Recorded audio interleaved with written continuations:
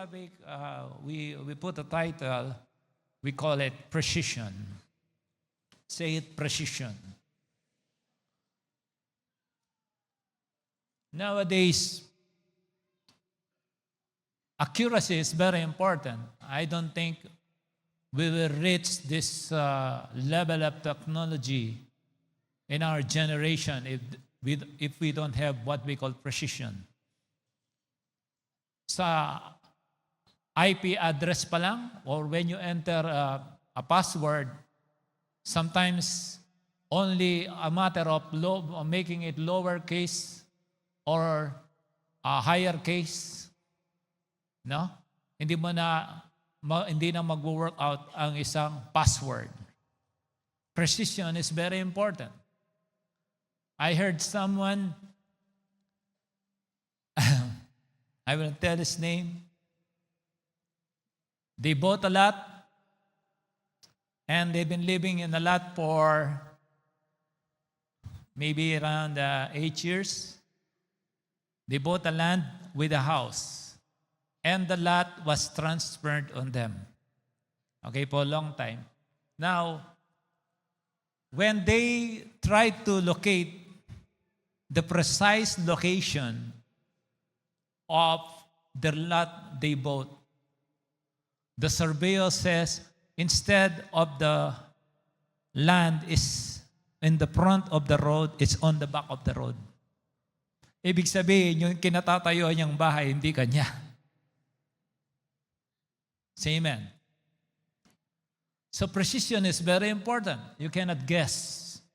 Accuracy in navigation. No? Kailangan ang precision. Accuracy. Sometimes we are in the point of making decision. You cannot guess. On the critical things, you cannot make like this. Tayo mga Middle Eastern OFWs, mahilig tayo sa gano'n. Medyo.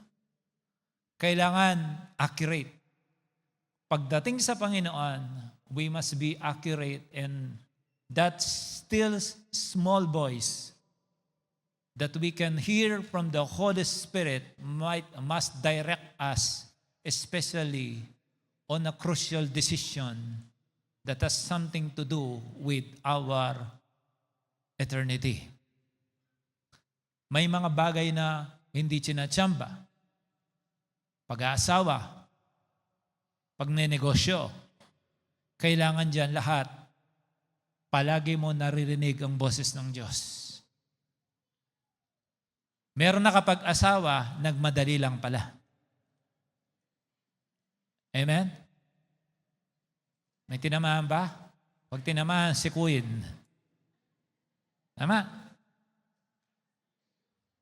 Hindi ka nagganap ng mamahalin mo, naganap ka ng sasakalin mo.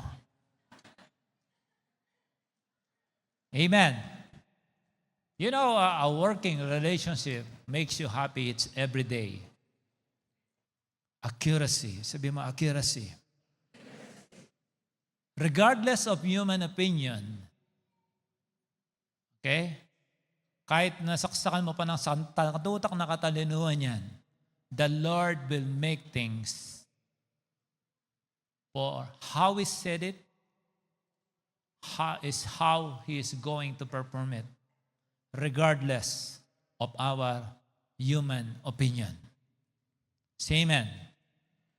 And the Lord will orchestrate everything to make His plan happen on your favor according to His will. Kaya pag may inaawit tayong pag sinabi ng Diyos, ay sinabi niya. Tama ba? Why? Because you are His son. You are His child. And He loves you. Do you believe that? How many times? Di ba sabi nung kanta, how many times have I broken your heart? Still you forgive. Okay? Kung minsan hindi lang tayo lumalapit sa Kanya. Why? Because when the Lord said He loves you, He is accurate for what He is saying. He has precision for what He is saying from His heart. Pag sinabi niyang mahal ka niya, kahit tangkayin man ng mundong itong baguhin niya ang sitwasyon na yon, sinisigurado ko, mahal ka ng Panginoon. Okay. Why? If you are in the trouble right now, it is impossible for you to remain in trouble if you are in Christ. Have you heard the Word of God? The Bible said, the hope of glory, Christ in you. If Christ is in you, and even John 15:7, the Bible said, if you abide in me and my words abide in you, ask anything in my name, and it shall be given. Si Lord ang nagsabi nun, ask anything in my name, and it shall be given if my words abide in you. That's why when you think when you are being forced to read your Bible, that's for you. Why? If you have the Word of God in your heart, there is a word that will guide you and to make you fruitful or have an answered prayer because you have a Word of God. The problem nowadays, there are people who wants to become righteous, they don't read the manual of righteousness. You know, if you will not depend on this, you will depend on other book. Pag tinamad ka pa, reels ka na lang. Amen. Nakarami ka pa dun sa number of views. Why I'm telling all this today, let me read to you a passage from the scripture in the life of Paul from the book of Acts chapter 23 verse 12 to 22. Before reading this, Paul is fighting for his faith and his belief about resurrection. Sabihin natin, resurrection. He is constantly being attacked by Sadducees and Pharisees because they cannot accept what Paul is preaching. You know, sometimes for what you believe, you will be attacked. Sometimes for what you believe, your inheritance may be taken out from you because you deviate from the principle of your family. They said, okay, pag ganyan ka, kalimutan mo na ang lahat ng mana mo. May mga ganong magulang. Napakabait. From the book of Acts chapter 23, this is what the Bible says. From verse 1, I read from verse 1. Paul looked straight at the Sanhedrin and said, my brothers, I have fulfilled my duty to God in all good conscience to this day. Ibig sabihin, lumakad siya talaga sa katwiran. At this, the high priest, Ananias, ordered those standing near Paul to strike him in the mouth. Then Paul said to him, God will strike you, you whitewashed wall. Tapang ni Paul. You sit there to judge me according to the law, yet you yourself violate the law by commanding that I be struck. Those who were standing near Paul said, how dare you insult God's high priest? Then Paul replied, brothers, I do not realize he was the high priest. For it is written, do not speak evil about the ruler of your people. Then Paul, knowing that some of them were Sadducees and the others Pharisees, called out in the Sanhedrin, my brothers, I am a Pharisee, descended from Pharisees. It means his parents are Pharisees. I stand on trial because of the hope of the resurrection of the dead. He's standing on trial because of what he believed. Because of his experience with God. Hindi mo masisisi yung mga tao kasi hindi pa nila naranasan. But what Paul is fighting, he is not actually fighting, insisting on and preaching what he believed, irritate those who don't believe. Kasi iba wala namang alam, hindi naman Pharisees and Sadducees lahat eh. Nagigimarites lang yung iba. So this is the overall issue of Paul. Arrest is because of his belief in resurrection. Look, nowadays, the world already copycat. By being a virgin, a girl can now be impregnated even if she is still a virgin. Do you agree with me? By injecting, right? How do you call it? See? They try to tamper. That's easy. That's very easy. A virgin girl, salamat naman kung woman, virgin pa rin, can still get pregnant even if she's a virgin. So, when she deliver a child, they can also call the child born of a virgin. Tama? They tried. But Paul is not fighting for the pregnancy of a virgin. He's fighting for the resurrection. Ayun, binasa natin, I stand on trial because of the hope of the resurrection of the dead.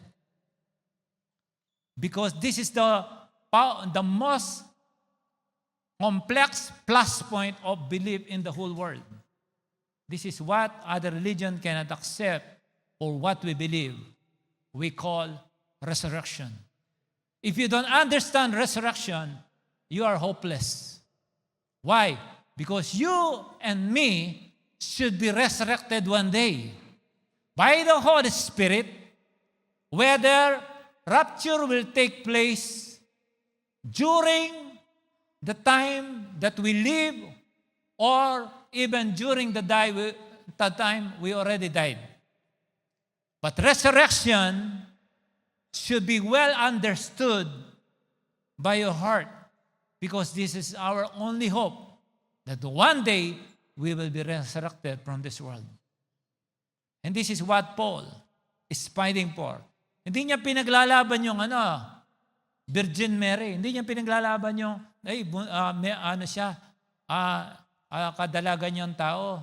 Virgin pa siya. Hindi yun ang sinasabi ni Paul. Ang pinaglalaban niya, ang resurrection. And so many people, we call the high priest, and even the Sadducees and Pharisees are fighting according to this. But look, okay?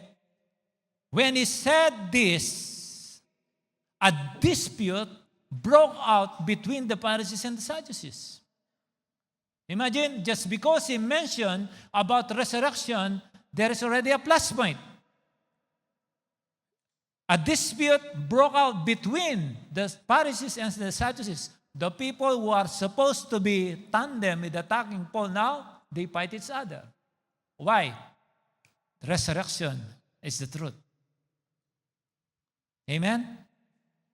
And the assembly was divided.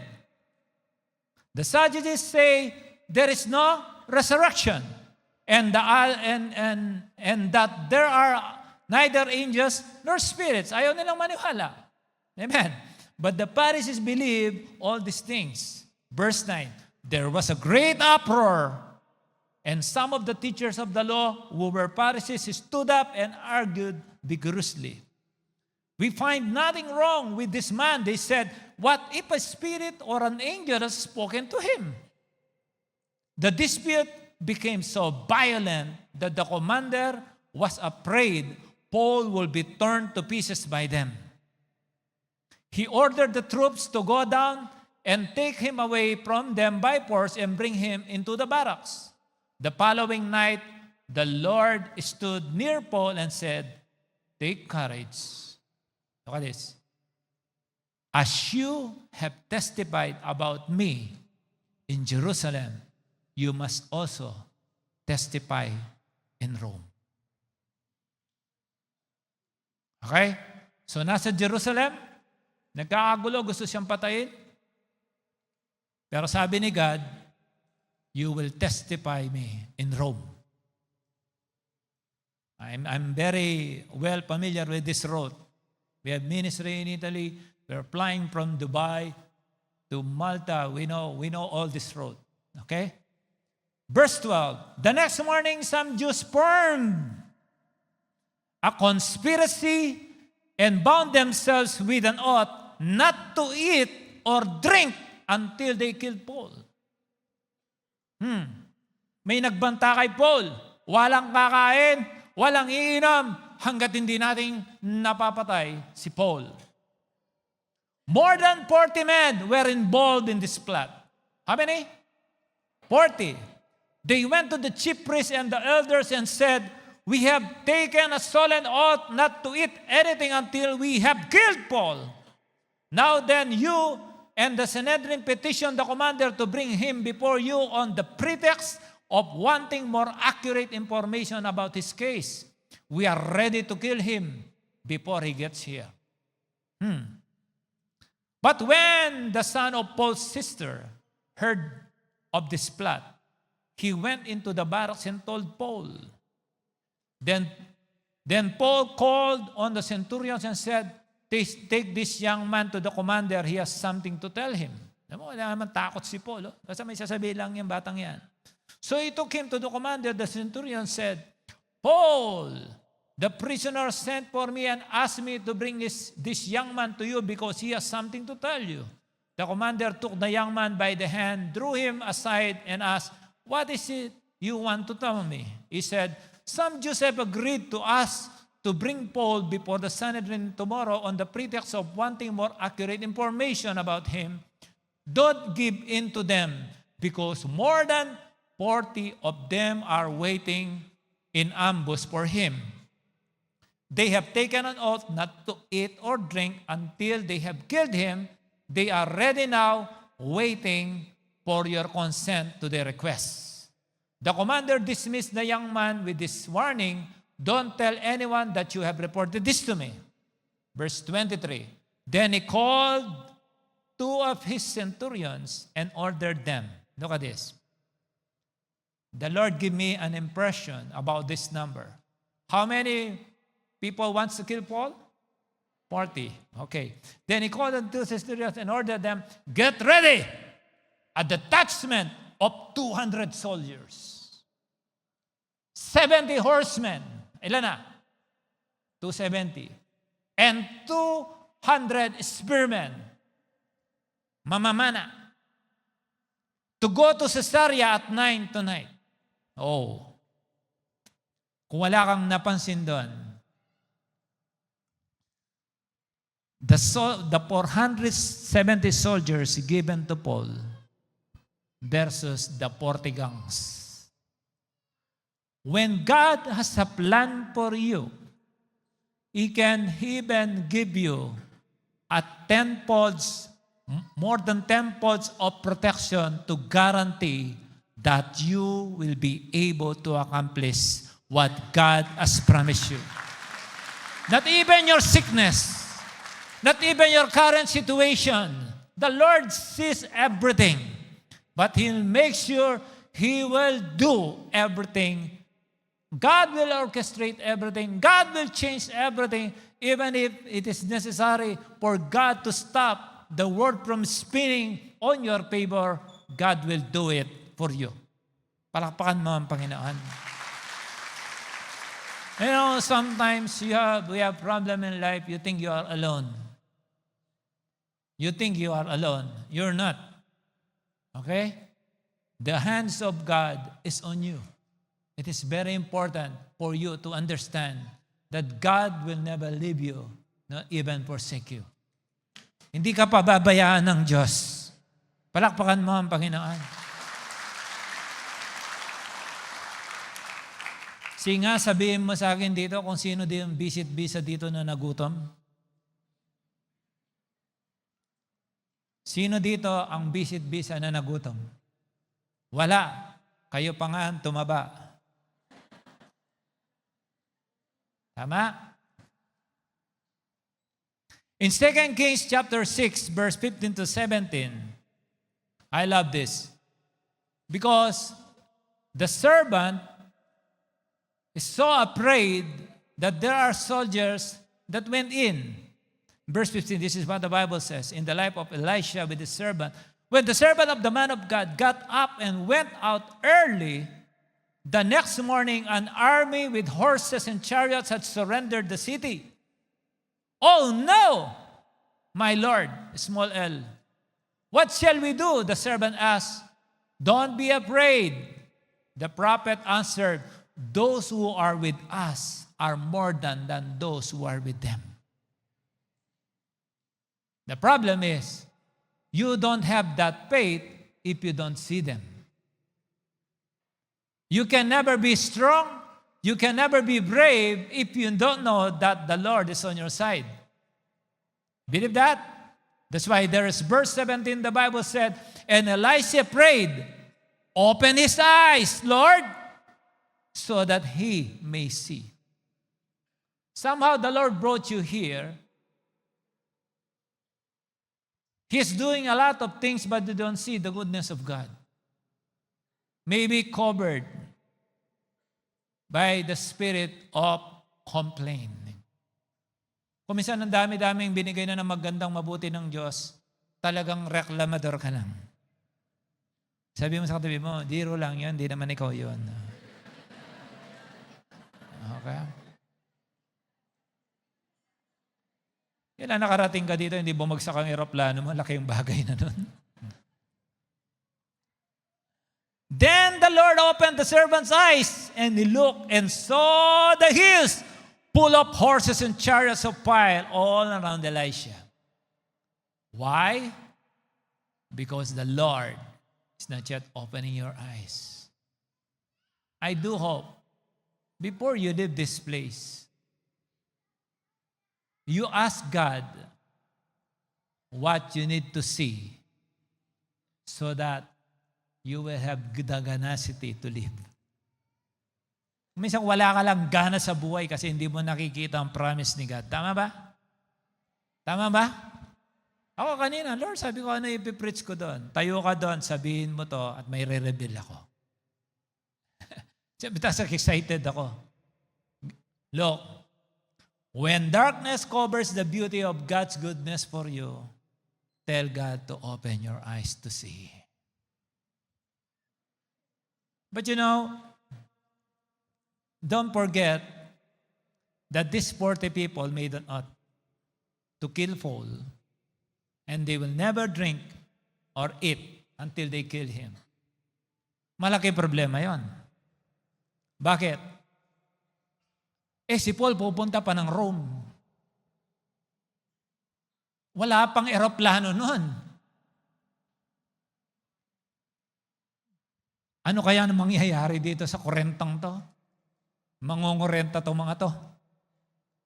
Tama? Kaya kahit sino man magbanta sa inyo, pag may promise si God sa iyo, hindi mo problema yon. Problema nila yon.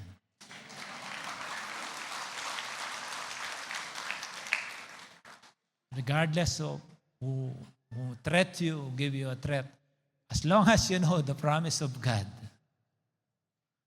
hang yourself there, hook yourself, brace yourself with the promises of God.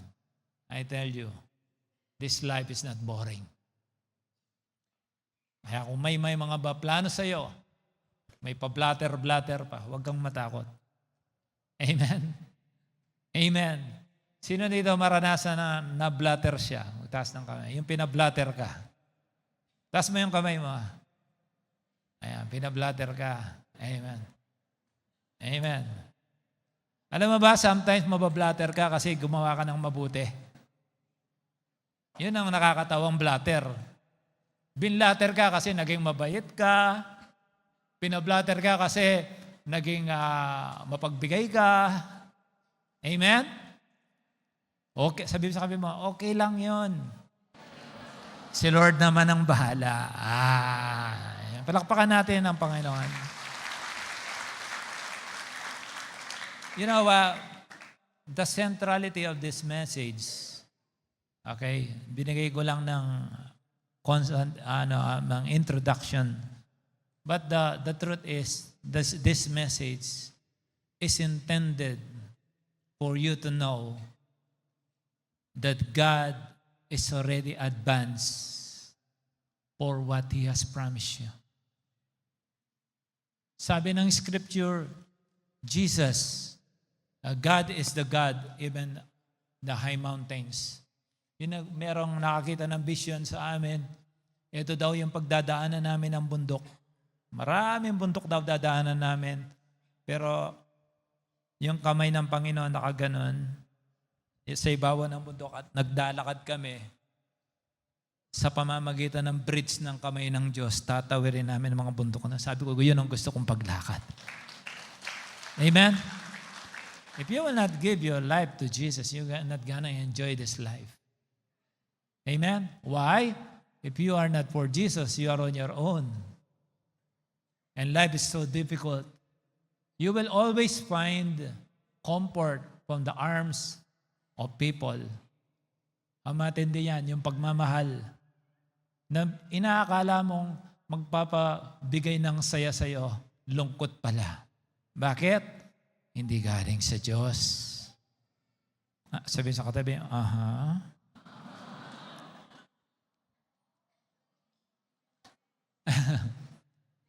The truth is, your limitations are not real.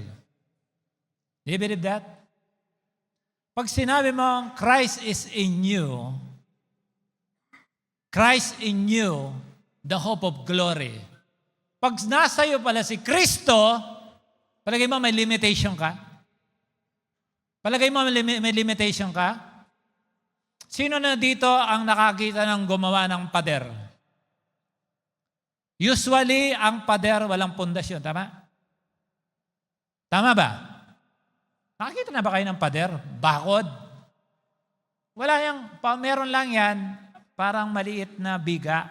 Amen. Hindi yun talaga may pundasyon. Ang mga matitibay ay yung mga poste. Tama ba? Okay? So, anong ibig sabihin dito?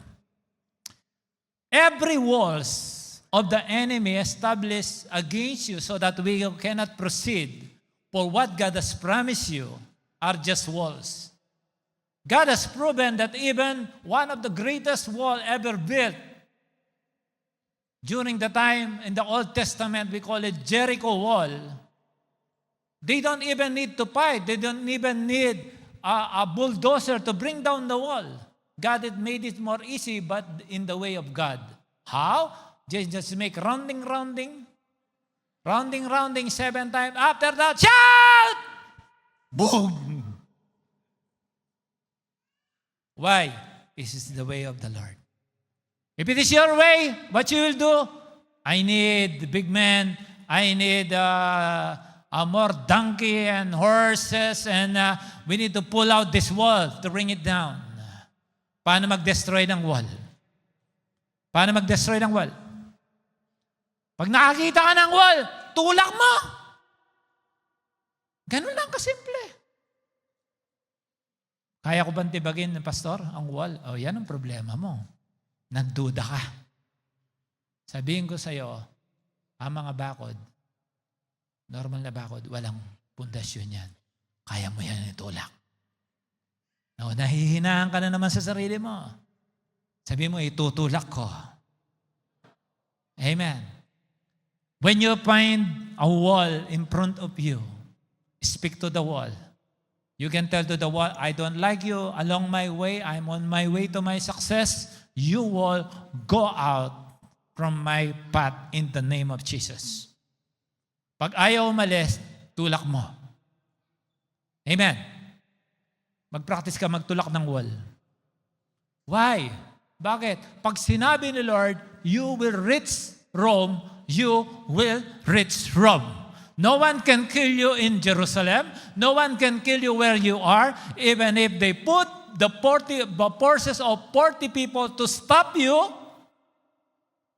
anong pinagawa ni Lord, magagawa mo pa rin yun regardless of may problema ka, regardless ng bumagsak ang yung business, regardless may problema ka sa mga anak mo, sa asawa mo, alam niya lahat ng mga wall yan. Amen. But the Lord said, you will reach Rome. You will reach your Rome. That's the promise. Amen. That's the promise. Amen. They ask me, why I will preach on Sunday? Bakit hindi ako magpipreach?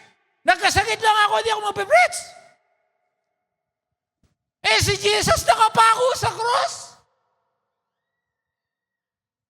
Anong ginawa niya? Nanermon pa. Tama? Nanalangin pa, Lord, forgive them, for they don't know what they're doing habang nakapako. Marami mga pader sa buhay, pero makakarating ka pa rin sa Rome. Palakpakan natin ang Panginoon. Precision. With precision, the anointing of Jesus was already set for the poor, for the brokenhearted, for the captives, for the blind, and for the bruised. Saan galing yan? Sa Luke 4:18. Anong sinabi ng Lord sa Luke 4:18? You know, the Lord did not come into this world to make some gupsal. The Lord did not come in this world for camping, for party, for Christmas. He came into this world because He knows that people are very problematic. What the Bible said in Luke 4:18, Jesus said, the Bible said, the Spirit of the Lord is upon me, said Jesus, because He has anointed me. What is His anointing for? To preach the gospel to the poor. Of course, to the poor in spirit. Amen. Pag poor ka sa spirit, poor ka na sa lahat. Okay. He has sent me to heal the brokenhearted. Nairinig ka ba dyan na pinadala ako para sa mga masasaya? Why? Puro problematic yan. To preach deliverance to the captives. Kailangan makawala ka na sa kanyang bisig. And recovering of the sight of the blind. Lahat problemado. Amen. To set at liberty to them that are bruised.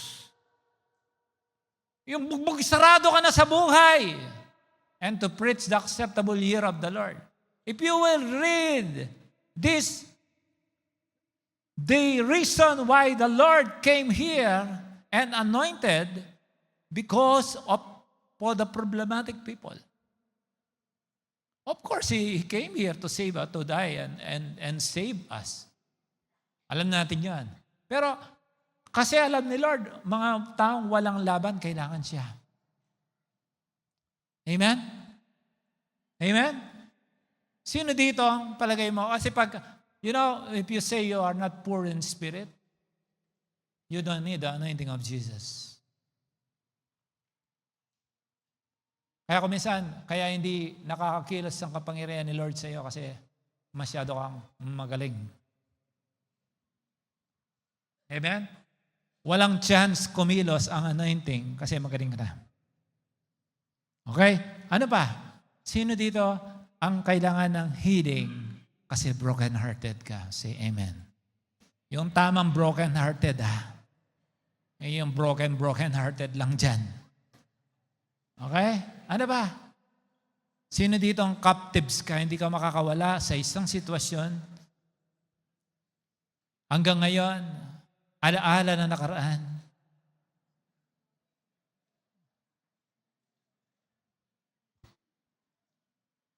Ayoko na lang kantayin yung wordless song tungkol sa alaala. Sino dito ang mga bulag? Ang mata tsaka puso pinagsasabayan.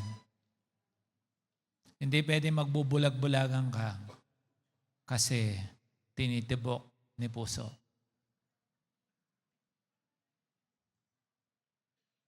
Gusto mo pag-pray kita? Basta mali ang tibok, 200 BPM ka. Sa kaka-check ko dito, nakabisado ko ang range. O ano, ganun na lang. No? Basta mali ang pag-ibig, 200 BPM. Pag pumatak ng 200 BPM, alam mo hindi yan sa Panginoon. Jesus got you covered. If one of those lines na sinabi kanina, for problematic people like you and me, pagka nahagip ka doon, magpasalamat ka. It means Jesus got you covered. It means you did not waste your time coming here. It means you have made your day with purpose. Hindi na sayang ang araw mo. Tama? Okay. Close your eyes. I declare the authority of the gospel to come on you. Sabi mo, I receive.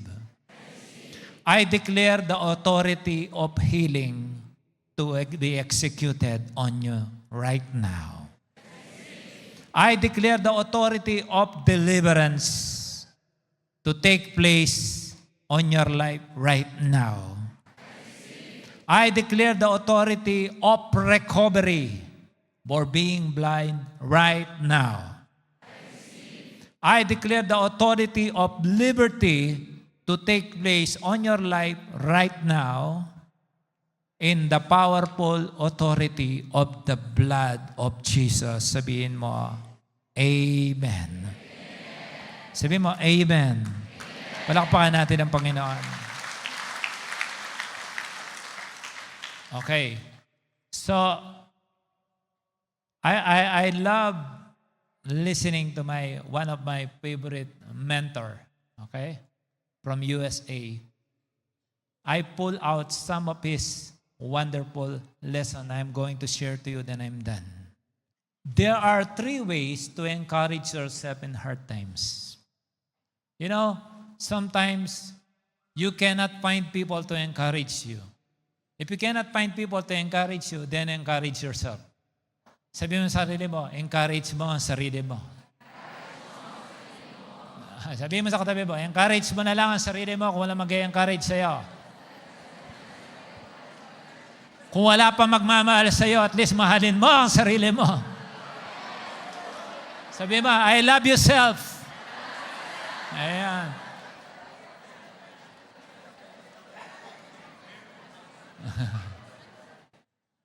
Meron akong dating office mate sa Maynila, Het Chanova ang apelyido. Nung bagong uso pa lang yung mga 3210, kung nagka-3210 ka. Dahil siya lang ang walang girlfriend sa amin, tinetext niya ang sarili niya. Tinetext niya ang sarili na, I love you. Uy, sabi niya, tutulog kami sa barracks. Uy, sabi niya, may I love you sa akin. Sagutin mo. Amen? Kung ikaw ay nalulungkot ng walang kalaban-laban, tulungan mo naman ang sarili mo. Amen? These next 3 lines are very important. Listen to them very carefully. There are 3 ways to encourage yourself in hard times. Number 1, know that Jesus is with you. Whatever is your situation, you are sick, you are bankrupt, you are in trouble, you are in the threat of termination, your relationship is being threatened, anything, any form of trials, any form of temptation, even temptation, anything that's obstruct your happiness, anything that oppress you, anything that can make you think you are being captive, or you don't want the place you are in now, yung sitwasyon mo sa buhay, ayaw mo, just don't consider, number one, know that Jesus is with you. That will completely comfort you. Alam mo, one day without Pastora Maylin beside me, I felt it so strong. Sabi ko sa mga bata, lahat dito matulog! Tulog lahat. Sabi ko, buti na lang may anak ako dito. Tapos, nung pangalawang araw, iniwan ako ni Joshua. Dalawa na kami ni Kaina. You know, pag nakasanayan mong kasama mo ang Diyos, I tell you, walang oras na dull moment sa iyong buhay. Palagi kang masaya. Hindi mo kailangan taga masahe kung di mo naman nasawa. Hindi mo kailangan taga comfort. Pwede kang mag-survive. You know, when you are strong spiritually, you will win every battle. You need to be strong spiritually. Kasi you will defend physically if you are not strong spiritually. Because the spirit is man's flesh enemy. Ang kalaban ng spirit ay ang flesh. Kaya pag strong ka sa spirit, panalo ka na. Number 2, listen to this. This is very beautiful. God is at the bottom of your rock bottom. Bagsak na ako, pastor eh. Sagad na. Sabi ni Lord, I know. Pastor, I cannot find a way out anymore. I cannot take it anymore. Naka-smile na lang ako. Kunwari na lang yung pagiging masaya ko. Kunyari na lang akong masaya. Actually, pastor, gusto ko na mag-backslide. Down na talaga ako. And here, pakinggan mo to. Deuteronomy 33:27. The eternal God is your refuge, and underneath are the everlasting arms. Wow! Kung sagat ka na, si Lord nandun sa baba. Yes, He is the God above mountains. Psalms 121 says, I will lift up my eyes unto the hills, where does my help cometh from? My help cometh from God who made the heaven and the earth, above the mountains. But don't forget, He's the God of the valley. He's the God of the valley. Valley, yun ang pinakasagad ng balawang bundok, tapos patag, tapos, di ba, Tagayang Valley ka, alam mo to? Di ba? Siyang sagad. Pero God can even put water on dry ditches if He wanted. Di ba sa Bible? Hindi man lang umulan. There's not even a rain. You know, there is a water table that rose up and filled the ditches. Walang imposible kay Lord. Kahit sagad ka na, ito yung rock bottom mo. Andito si Lord. Ang arms niya. Ay sabi niya, Lord, sumagad na ako, di ko na kaya. Oh, kaya anak, ako pa rin nasa ilalim. Hinahawakan pa rin kita. Sinusuportahan pa rin kita. Ako pa rin to, nak. Nak, ako pa rin to. Lord, hindi mo alam. Alam ko, nak. Pinagmamasdan nga kita. Ayan, no, andyan ka. Kung sabihin niya, nak, ako nga sumasalo sa'yo. Hello? Pag sinabi niyang pupunta ka sa Roma, pupunta ka sa Roma.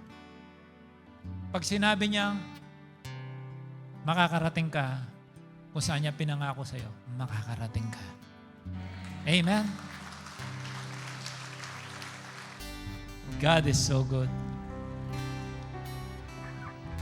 Tama. Yes, He is the God above mountains, but He is also the everlasting arms underneath to support you. Pag bumagsak ka and you are down, okay lang yan, andun pa rin si Lord. Meron pa bang mass down dyan? Andun pa rin siya. Meron pa bang mass down? Andun pa rin siya. Hanggat umaasa sa kasaya niya, siya lang mag-aangat sa iyo. Say amen. If you have this mentality, the devil will leave you. Because the devil knows your stand in life. Sabi ni Satanas, hindi ko to kaya. Bakit? Pundasyon mo si Lord. Pangatlo, Jesus have given you faith for every trials. Alam mo ang faith, binibigay ni Lord yan. Wala akong faith, di humingi kang faith. Romans 12:3, for by the grace given me, I say every one of you, do not think of yourself more highly than you ought. Huwag kang magmataas. But rather, think of yourself with sober judgment in accordance with the faith God has distributed to each of you.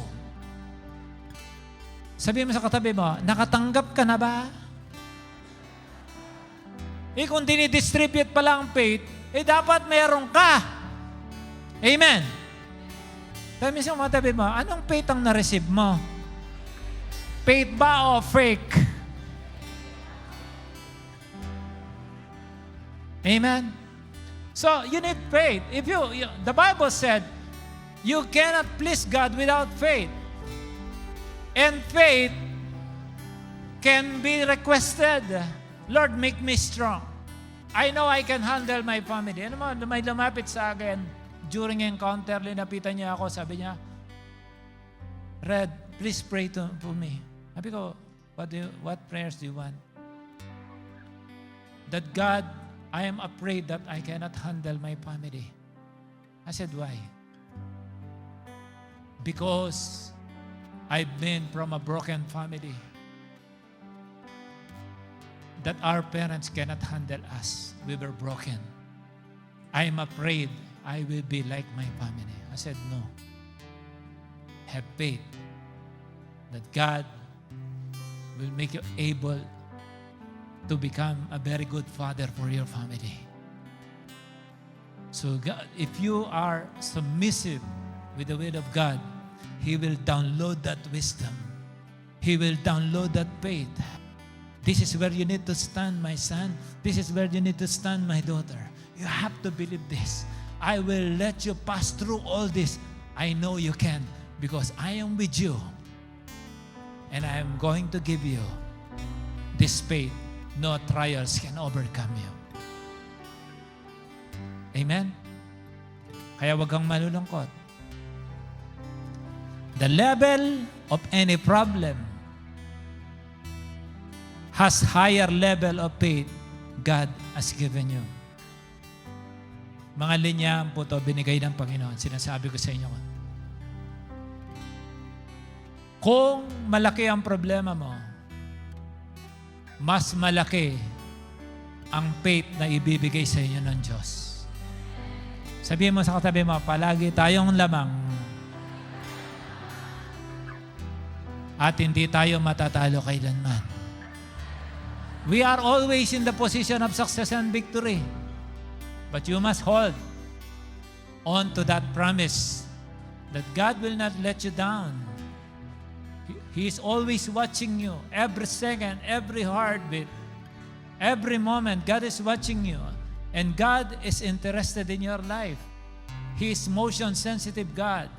He's always waiting for you to speak, for you to pray, for you to worship. Mahal ka ng Panginoon. Don't think that God don't love you. He loves you so much. And He will love you even until your last breath in this world. He will never let you down. Amen? Are you happy today? Why precision? Kasi hindi yan sasablay. Kasi ang pagmamahal ni Lord sa'yo accurate. Sa pagkatawag niya sa'yo, accurate. Hindi nagtsamba si Lord. Bakit nandito ka? Sabihin mo sa katabi mo, hindi tsamba na nandito ka.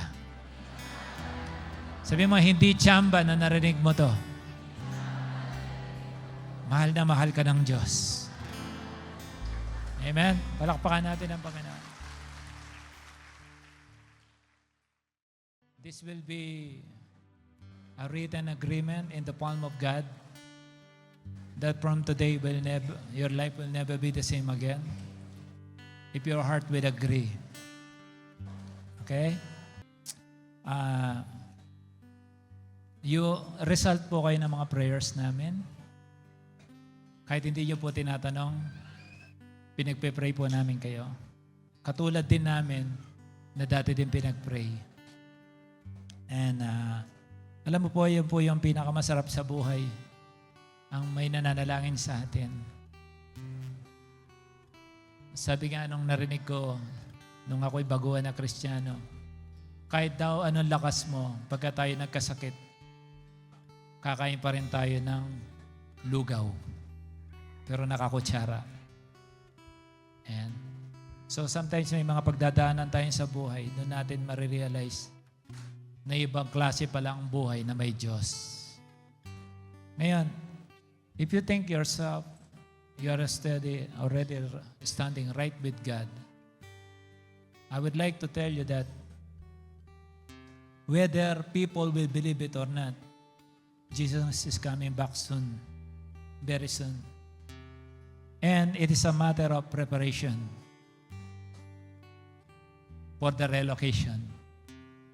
This world is evil. Keep changing and it keeps happening according to what is written in the Bible. Now, sometimes before, even if when I am still an unbeliever, I don't just believe what they say. But with all the evidence written in the Scripture, things keeps on happening according to what is written. Now, this is the reality. We are so close. We're very close. For what is happening, even on our very region, the alignment of what is going on in this geography,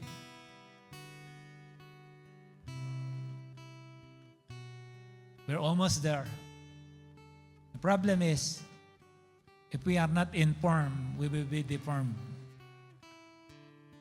If we don't read the Bible, we don't know what's going on. But this is a moment that let me introduce to you.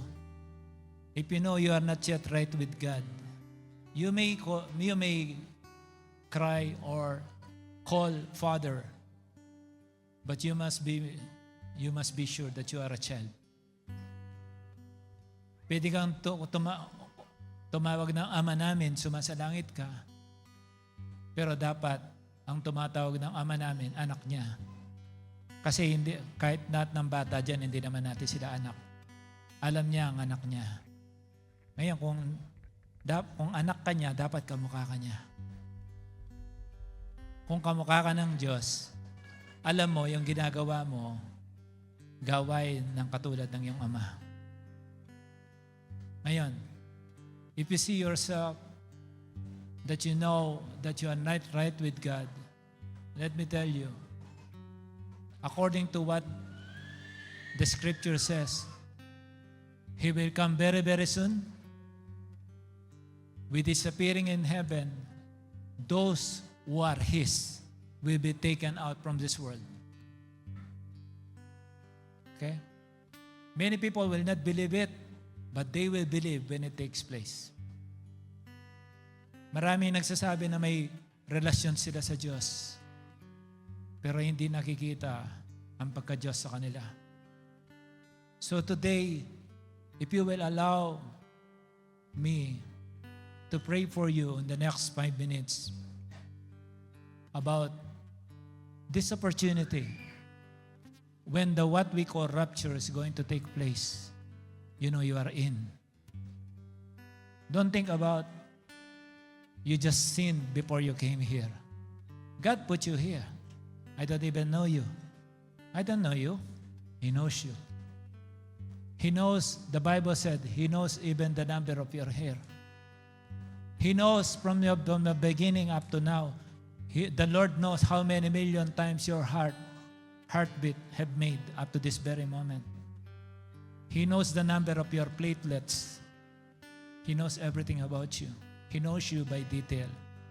He is the God who took care of you when you are inside your mother womb.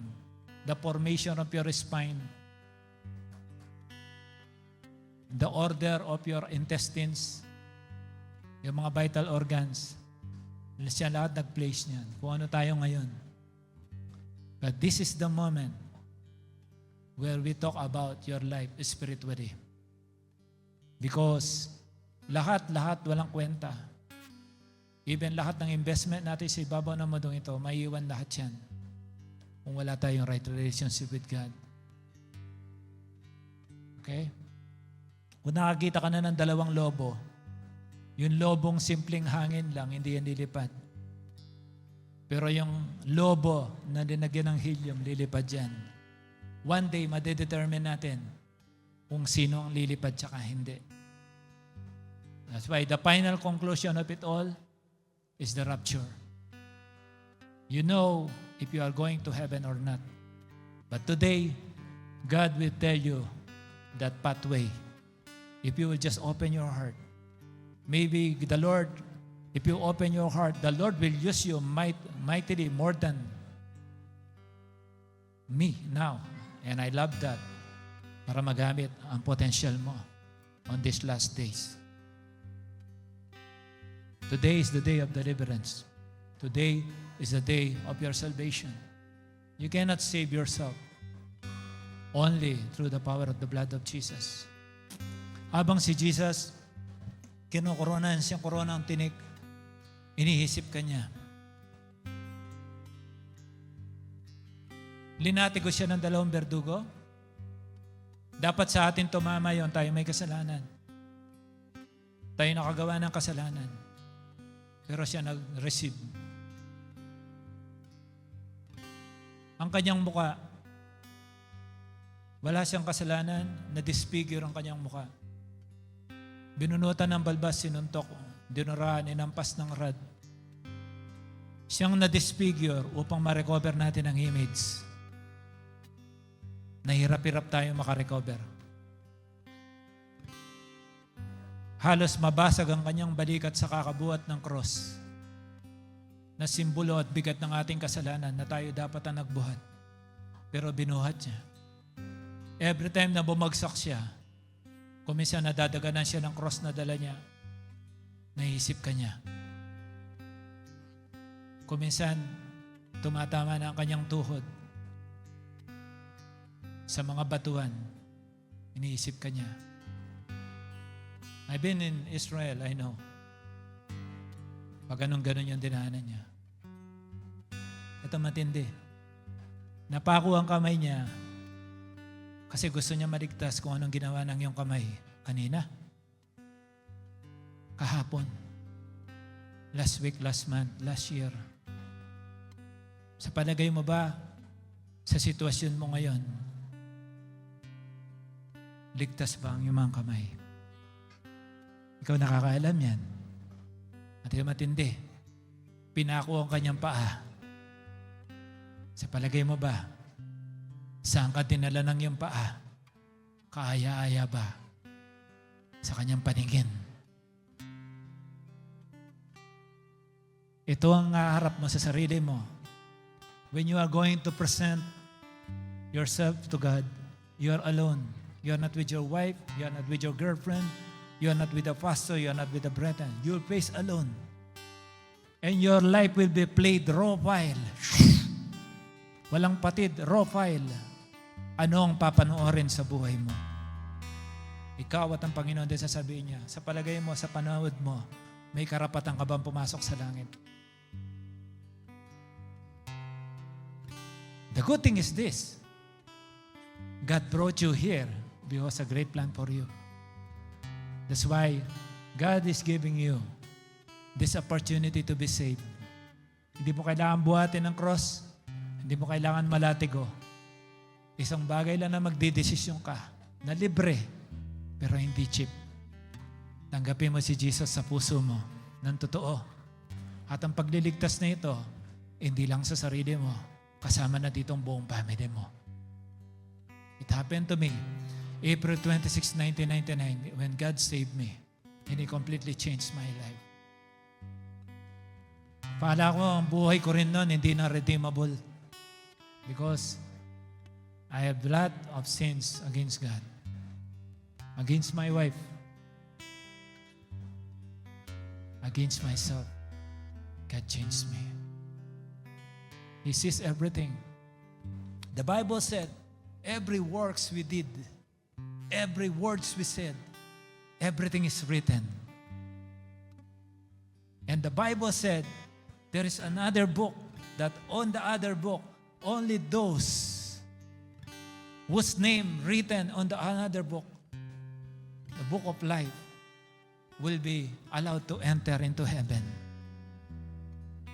The question is, are we on that book? If your heart will change, God will change your heart today, you will be directed to God's promise. That's why you are here. We love being you here physically, but we love to be together. Let's party there. And let us start from here on a very simple prayer. In the next 3 minutes, you are not here for a religion. Sabi nila, born again daw religion. That's not true. Born again means dating buhay mo, binago ka. Okay? At sabi ng Bible sa John 3:3, unless a man be born again, he cannot see the kingdom of God. Paki-plus. Inulit ko, unless a man be born again, he cannot see the kingdom of God. Sabi ng Bible, si Jesus nagsabi niyan, very truly I tell you, no one can see the kingdom of God unless they are born again. Born again is not religion. I know some of you already knows that. Hindi po religion ang born again. Word of God siya. Kaya pag sinasabing born again ka, huwag tatanggi. Kasi hindi ka makakapasok sa langit kung hindi ka born again. Amen? Again, because we don't read the word, that's why innocent, we are innocent. At least let us start from here. O ganito pala. So, may inflate tayo ngayon. Dati inflated tayo ng regular air. But when you receive Jesus Christ in your heart as your Lord and personal Savior, papasukan ka ng helium. One day, pag kinatch yun, lilipat ka. Ganun lang, simple illustration. Because I love technical illustration. Kasi kailangan may Holy Spirit ka. Kasi pag may Holy Spirit ka, lalabas sa'yo holy.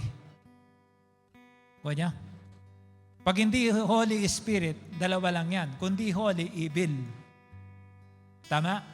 Pag evil Spirit ang nandun, siyempre lalabas evil. Kapampangan ako. Sa 10 sasabihin namin, 5 mura. I know. When God changed me, suddenly that went away. Because I need to give an account on everything what I'm going to say. One day. Amen. Ang sabi ng Bible sa Romans 10:9-10, the Bible said, ayan sabi niya, kasi kaya gift yan, ang salvation kasi regalo. If you declare with your mouth, Jesus is Lord, and believe in your heart that God raised Him from the dead, you will be saved. Wow! Simple na, no? Maniwala ka lang daw na si Jesus ay Panginoon. At paniwala mo sa iyong puso na nabuhay sa mula sa mga patay. Sabi ng Bible, save ka na. Kasi hindi mo pinaniwala, yan ang sinasabi ko, resurrection kanina. Yan ang pinaglalaban ni Paul na mare-resurrect ka. Kasi si Jesus on the third day, na-resurrect siya. Tama? Ibig sabihin, kung meron tayong Jesus, mare-resurrect din tayo. Pag wala kang Jesus, ganun lang kasimple. Kaya pag hindi natin tinake advantage yan sa oras na ito, sabi sa verse 10, if it is with your heart that you believe and are justified, and it is with your mouth that you profess your faith and are saved. So, may confession. Kailangan may sasabihin ka. Sister, may boyfriend ka na? May asawa ka na? Wala. Pero may boyfriend ka? Wala ka rin. Okay. Hindi ikaw tinanong ko. Okay. Okay. Anong ibig ko sabihin? Bakit ko tinatanong yan? Di ba kung minsan kung di mo sasabihin, bigla ka ba kayo mag-boyfriend, hindi ka man lang nag-I love you, kahit peke lang? Di ba pag may nagsabi ka, kailangan sabihin mo para marinig mo yung kanyang nararamdaman. Ganon din si Lord. Gusto niya marinig mula sa ating labi. Nasabihin mo sa kanya, mahal mo siya. Nasabihin mo, dinideklara mo siyang Panginoon ng iyong buhay. Di ba wala naman masyadong religious sa ating gagawin? At paniwalaan mo na, Panginoon, pinapaniwalaan ko sa aking puso na nabuhay ka mula sa mga patay. Sabi ng Bible, maliligtas ka. Amen. Hindi ako nagsabi, ay ganun lang pala. Ganun kadali. Pero yan ang umpisa. Tama? Tapos kung mag-rapture man, wag na nating, hindi ka na matatakot. Alam mo, nakakatakot. Matulog nang hindi ka ready. Alam mo, pagtulog mo, guilty ka. Pero masarap matulog na may kapayapaan ka. Dumating man ang Panginoon, alam mo, kasama ka. Amen? I prayed the same prayer April 26, 1999. A bit long. But it's just like yesterday when I said yes to God. I pray that this is your moment. If it is okay with you, can I please invite you to please close your eyes. Again, this is your moment. Who knows you will be the next pastor? Who knows you're the one God will use to save your entire clan from the work of the devil? Who knows you have a great calling from God? Kilala mo ang sarili mo. May nararamdaman ako dito, tinatawag ka ng Diyos. Nililihis mo ang sarili mo. Umiiwas ka, pero hindi ka makakaiwas kasi may pagagawa sa iyo ang Diyos. Now, if you did the same prayer before, do it again this time with all your heart. Again, you need to confess, kahit hindi malakas, kahit bulong lang, basta mula sa puso. Sabihin mo, Jesus. Again, sabihin mo, Jesus, dinideklara kitang Diyos at Panginoon ng aking buhay. Mula sa aking puso, pinaniniwalaan kita na ikaw ay nabuhay mula sa mga patay. This declaration I did today, I know, brought me to my salvation. I know you know what I've done in the past. Forgive me, Lord. And may this declaration be the symbol of the washing away all of my sin through the power of your blood. Thank you for the complete deliverance you have given me today. Thank you for this assurance of salvation that I now possess because of your grace and mercy. Father, now that I have faith that I am your child, help me to go through with this journey by giving me the Holy Spirit all throughout my life. Thank you. For my name now is written in the book of life. This is my faith. In the name of Jesus is I pray. Amen. Close your eyes and I pray for you. Lord, I thank you. We seal with the power of the blood of Jesus every word that I've uttered. And I do not allow any works of the enemy to be at work against the souls of these people that have been brought here today. Lord, I pray for all of them will go beyond what they are expecting from today. Lord, put them in the limitless living.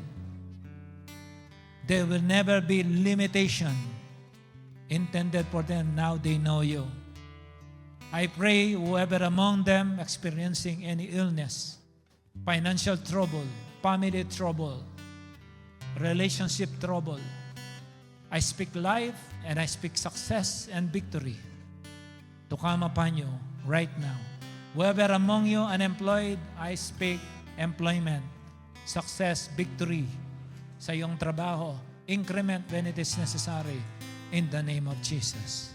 Lord, I thank you for these beautiful souls you brought here today, being with us, and we honor you for their lives. In Jesus' name, Amen.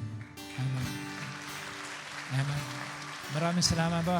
I am convinced to come down and kneel down. I kneel down, I walk along, and kneel down. And congratulate. Thank you for coming here. Bro. Calling ka. Get ready. Bro. Congratulations. Thanks for coming. Amen. Welcome back. Salamat po, and God bless you. Palakpakan natin ang Panginoon. Hello everyone. Kung kayo po'y na-bless sa mensahe ngayong araw na ito, I would like to encourage everyone to please like, follow, or subscribe and share this video to your friends, to your family, or to everyone that you knew. So God bless and see you until next.